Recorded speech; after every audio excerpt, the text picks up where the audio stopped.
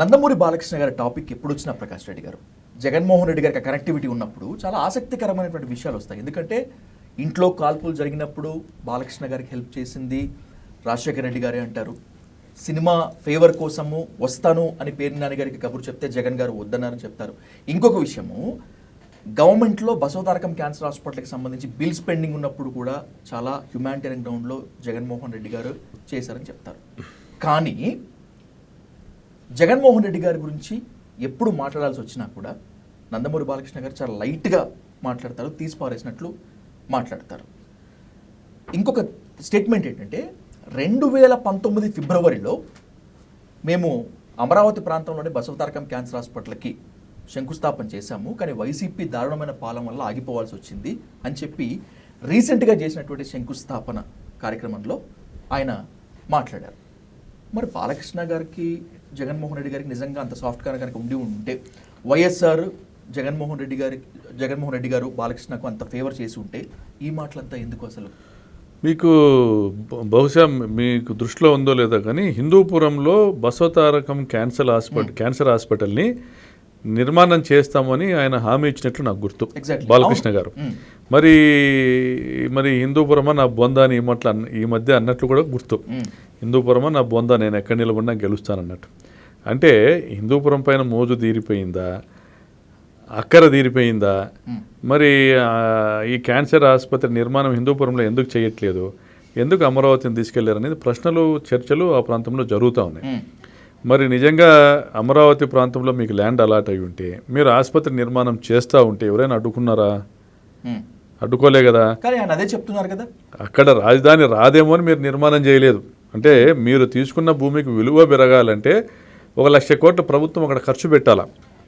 ఆ ప్రభుత్వము దాని ప్రాధాన్యతగా తీసుకోలేదు కాబట్టి ఇప్పుడు అక్కడ పెట్టుబడి పెట్టినా భూముల విలువ పెరగదు, తమ ఆస్తి విలువ పెరగదని కట్టలేదు. అంటే వ్యాపారాత్మకమైన ధోరణి కాదా? మరి బాలకృష్ణ గారు తాను పొందిన మేలు గురించి ఎందుకు మాట్లాడట్లేదు? జగన్ గారు చెయ్యని తప్పు గురించి ఆయన ఎందుకు ప్రచారం చేస్తున్నారు?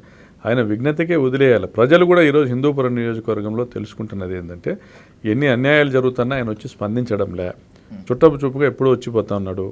హిందూపురంలో అత్తాకోడళ్లను గ్యాంగ్ రేప్ చేసినా కూడా వచ్చి ఆయన వాళ్ళని కలిసిపోలే, మాట్లాడించలే, పరామర్శించలే. ఈ రోజు వరకు కనీస పరామర్శ లేదు.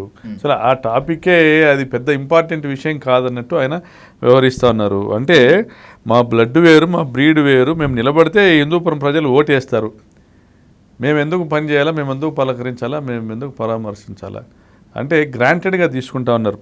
మేము ఒకటే చెప్తున్నాం, అనంతపురం జిల్లాలో ఇన్ని సంఘటనలు జరిగాయి. అనంతపురం జిల్లాకు సాగునీటి రంగంలో కూడా చాలా అన్యాయం చేస్తున్నారు చంద్రబాబు నాయుడు గారు. హంద్రీనీవా కాలువను వెడల్పు చేయకోకుండా భూగర్భ జలాలు అడుగంటిపోయే విధంగా కాంక్రీట్ లైనింగ్ చేస్తూ ఉన్నారు. దానివల్ల దాదాపుగా 2 లక్షల ఎకరాలలో భూములు బీల్డ్ అయ్యేటువంటి కార్యక్రమం జరగబోతోంది. సక్సెస్ఫుల్గా చంద్రబాబు గారి నాయకత్వంలో ప్రజలు గగ్గోలు పెడతా ఉన్నా, స్థానిక ఎమ్మెల్యేలు స్పందించడంలే, లోకేష్ గారు స్పందించడంలే, బాలకృష్ణ గారు ఆ జిల్లా ఎమ్మెల్యే కూడా స్పందించడంలే. అంటే ఎలక్షన్లప్పుడు మాత్రం 4 డైలాగులు చెప్పి ఓట్లు వేయించుకొని పోవడం తప్ప వేరే ఏం లేదు. వాళ్ళు వ్యాపారాత్మకమైన ధోరణిలో ఉన్నారు రాజకీయాల్లో. ప్రజలకు సేవ చేయాలా, మా నాయన పేరు నిలబెట్టాలి, అదేం లేదు అతనికి. బావ ఆడుంటే సీఎం కుర్చీలో ఉంటే బిడ్డనిచ్చినాడు, అల్లుడు మళ్ళీ సీఎం కావాలా, ఇంత తప్ప ఆయనకి పదవి కావాలా తప్ప ప్రజలు కాదు. ఇంతకుమించి ఏముంది బాలకృష్ణ గారి గురించి మాట్లాడడానికి? పవన్ కళ్యాణ్ విమర్శించినంతగా, మిగతా వాళ్ళని విమర్శించినంతగా నందమూరి బాలకృష్ణని విమర్శించడానికి వైసీపీ ఎమ్మెల్యేలు ఎందుకో వెనకాడుతున్నట్లు చాలామంది అనుకుంటారు. అంటే ఆయన ఒక లీడర్గా ఎవరు కన్సిడర్ చేయట్లేదు. ఆయన గురించి ఎవరు మాట్లాడతారండి? బాలకృష్ణ గారి గురించి చెప్పండి. ఆయన ఏం మాట్లాడతారు? మహిళల గురించి ఏం మాట్లాడతారు? ముద్దైనా పెట్టాలి, కడుపైనా చేయాలంటారు. ఈ మధ్య ఒక వీడియో చూశాను, ఆమె ఒక హీరోయిన్ పట్ల ఆయన వ్యవహరించిన తీరు. ఆయన ఫక్తు సినిమా యాక్టర్ అంతే.